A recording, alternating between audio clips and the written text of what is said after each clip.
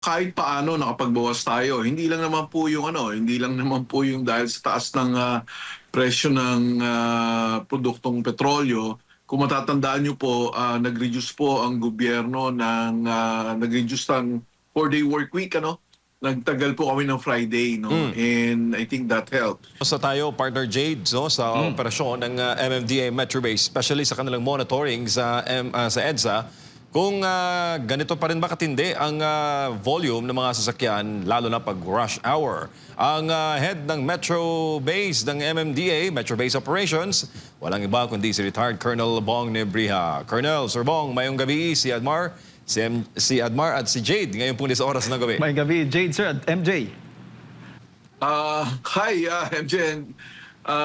Jake, magandang gabi sa inyo. Magandang gabi sa lahat ng inyong mga taga-subaybay. Opo, Sir Bong, dahil po sa krisis sa langis, ano pong monitoring ninyo sa daloy ng traffic, especially sa EDSA, tuwing rush hour?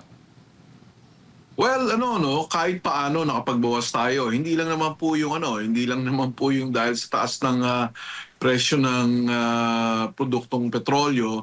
Kung matatandaan niyo po, nag-reduce po ang gobyerno nag-reduce ng 4-day work week, Nagtagal po kami ng Friday, no? And I think that helped. And likewise, palagay ko yung ibang eskwelahan nakabakasyon na ngayon. And yung mga kababayan natin, dahil nga po sa taas ng presyo ng produktong petrolyo, they decided to take mass public transportation, And yung pong mga dahilan na yun, kahit paano po nakapag-reduce tayo based on our observation, mga 20,000 to 30,000 vehicles of EDSA. So that's around mga siguro pa mga 20% ng mga volume natin. Opo, pero kahit magkaganon man, Sir Bong, walang choice eh. Kailangan pa rin magpagas ng ating mga kababayan, sir. Totoo yun, no? Talagang we need to swallow this, This is a bitter pill to swallow.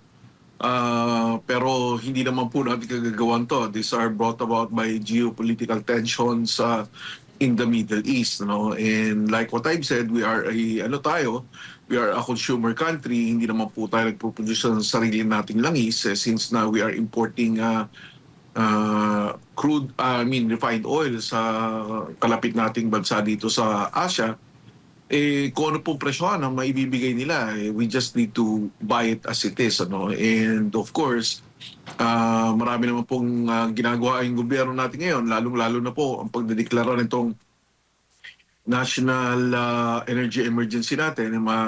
Palagay ko, mas makakagalaw ang gobyerno, makaka-aksyon ng mas mabilis, lalong-lalo na po sa mga pulisiya na palagay nila ay makakatulong, maibsan ang epekto nitong pagtaas ng presyo ng produktong petrolyo.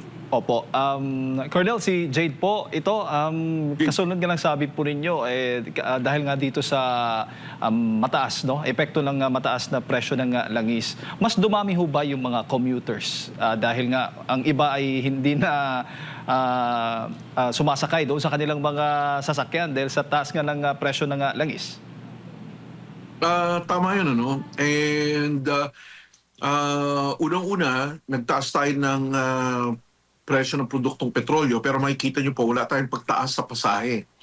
And actually, the government even slashed down yung bayad natin sa LRT2 at saka MRT3, which helps a lot of commuters.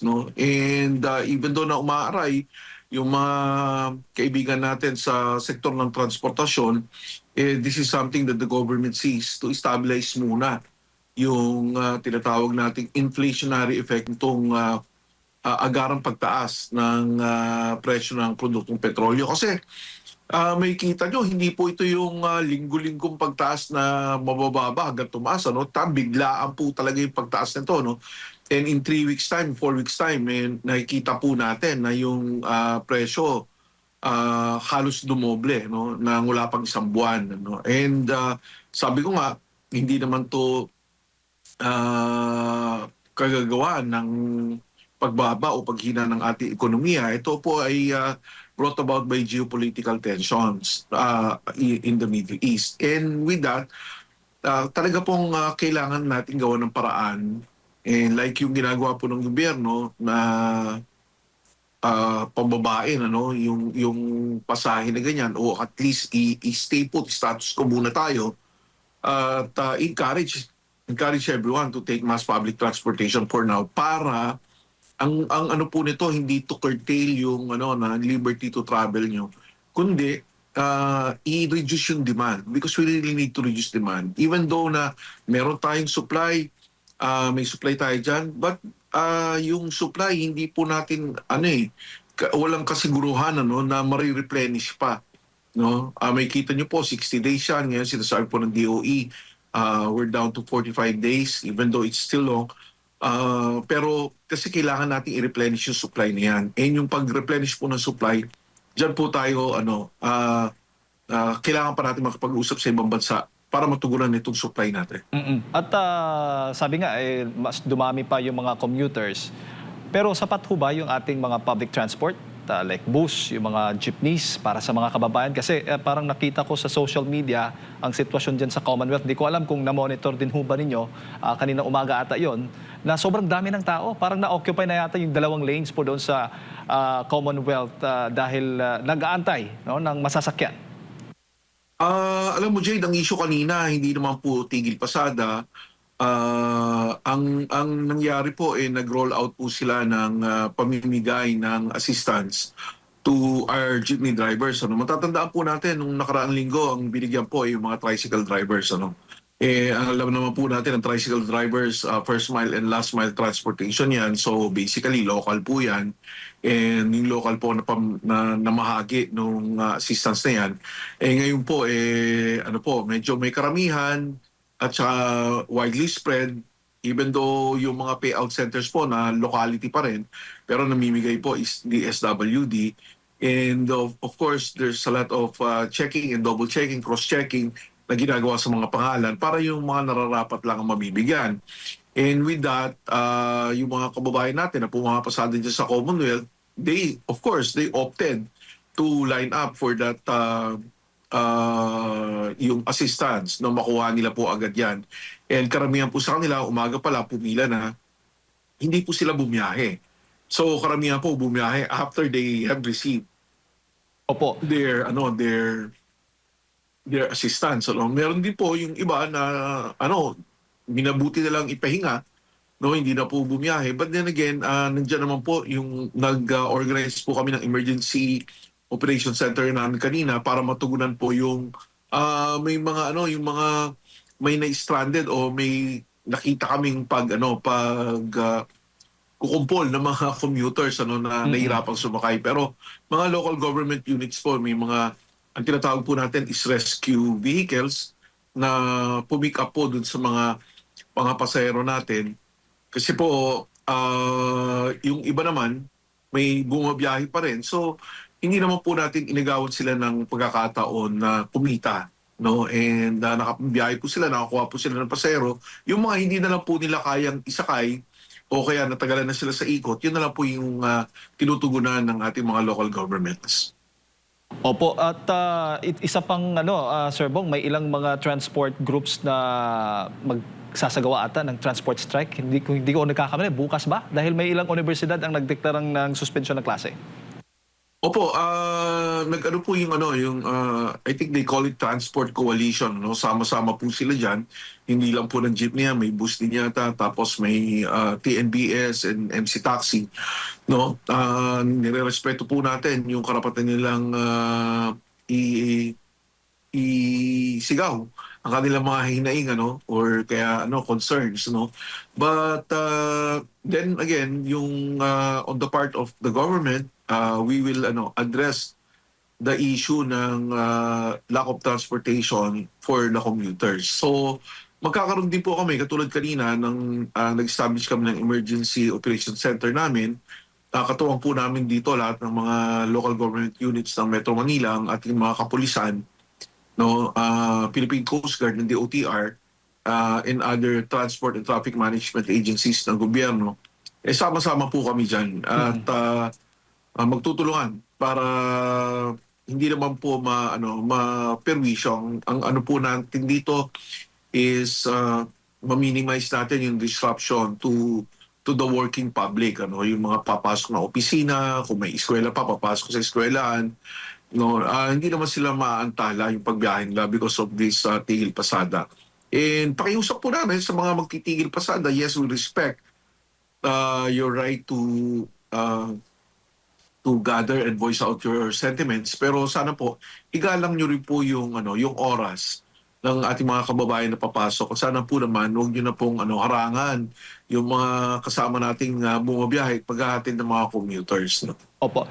Sir Bong, may ideya ho ba kayo kung mga ilang sasakyan ng gobyerno ang dinedeploy po ng gobyerno para po doon sa mga maapektuhan? Tulad nung nangyari doon sa sabi mo kanina sa Commonwealth, yung sitwasyon sa Commonwealth, ano kayo doon?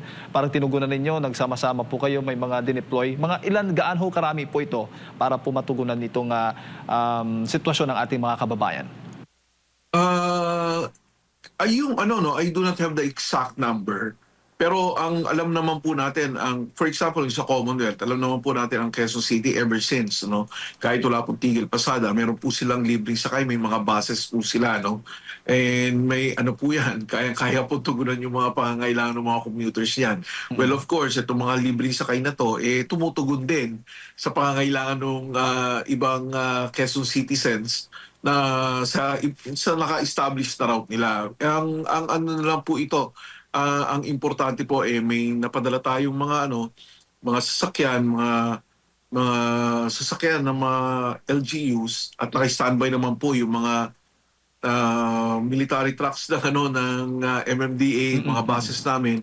Naka-standby po yan, ready for deployment kung saan po man kakailanganin. Usually po, Sir Bong, bago ko ipasa kay partner MJ, yung ganitong sitwasyon during rush hour, mga nasa anong oras po ito, madalas na napapansin po natin, nagkukumpulan po yung mga pasahero?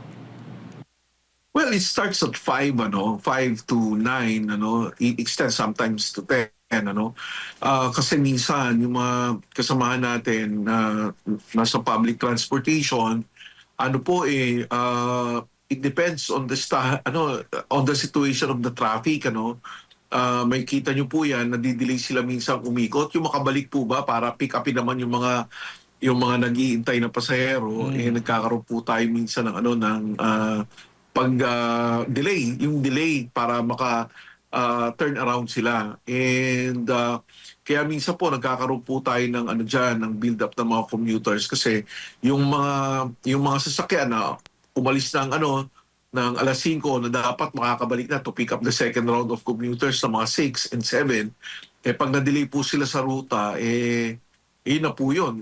Chain reaction na po. Madidelay na rin po yung ibang kababayan natin na makasakay. Hindi naman po natin pwedeng saluhin yun basta-basta kasi we do not want to kill the livelihood of the drivers. Ang inaano po namin, minamanage po namin po yung traffic para makaikot po sila ng mas mabilis. Opo. So, baga, normal lang tong usually na sitwasyon na nakikita po natin dyan po sa Commonwealth o mas dumami dahil nga ang iba talagang gusto na mag-commute na lang kasi ayaw nang sumakay ng kanilang mga sariling sasakyan dahil sa mataas na presyo ng produktong petrolyo.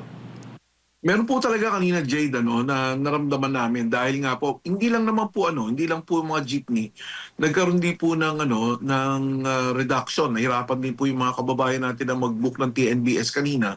Kasi yung iba po hindi po talaga nag-online kasi nga po kukuha sila nung assistance ng gobyerno, yung tawagin na ayuda, assistance po para sa cash assistance po sa kanila. Kanina po dyan sa Quezon Memorial Circle, And with that, talaga pong nagkaroon ng like what I've said, parang unintentional na tigil na pasada kasi binibigyan naman natin ng pagkakataon yung mga jeepney drivers natin na makuha nila yung mga cash assistance nila. Opo, Sir Bong, ano pong mga paghahanda ng MMDA, especially ng Metro Base? Huwag na po sa paparating na Road Safety Month sa buwan po ng Mayo. Road Safety Month. Alam niyo naman, ang MMDA isa prime mover ng road safety sa Metro Manila. So matatandaan niyo, MJ, last year we rolled out yung Road Safety Action Plan for Metro Manila. That's a 5-year plan para ma-reduce natin yung road fatalities, ano. And we will continue with that. Ang ano lang natin, nagkakaroon naman tayo ng baka wala pang nakalatag for now. Ang usually ginagawa namin is nagkakaroon kami ng road safety summit together with the other LGUs and stakeholders. And patuloy naman yung ginagawa naming awareness ano sa road safety. And likewise, yung deputation ng mga enforcers as part of the road safety action plan, tuloy-tuloy pa rin po. So we're basically executing the plan that we launched last year. So siguro itong yung a year after, baka magkaroon kami ng pag-uulat tungkol dito kung ano na po yung nagawa na-accomplish namin based on the plan that was laid out. Alam niyo naman po, hindi lang po MMDA yan, marami pong ahensya na involved dyan. Other agencies of the government are also involved there. So, yan po, tulong-tulong po kami. Opo. Sir Bong, maraming salamat po sa inyong panahon at tatawag po uli kami sa inyo, sir, in the coming days ahead. Salamat, MJ. Jade, mabuhay kayo at magandang gabi sa lahat. Yan po mga kababayan, si Sir Bong Nebrija, dati po yung piloto, retired colonel at ngayon pinuno ng MMDA Metro Base Operations.